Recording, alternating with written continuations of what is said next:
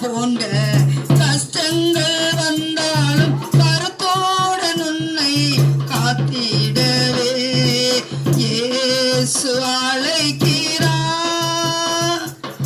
இயேசு அழைக்கிறார். அவரை உன்னை கரங்கள் நீட்டி இயேசு அழைக்கிறார்.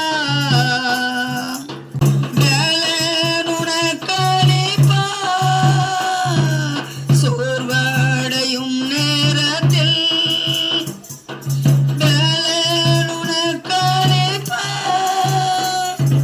அவரும் வெளிச்சம் ரட்சிப்புமானதா தாமதமின்றி நீ வந்திடுவாய்.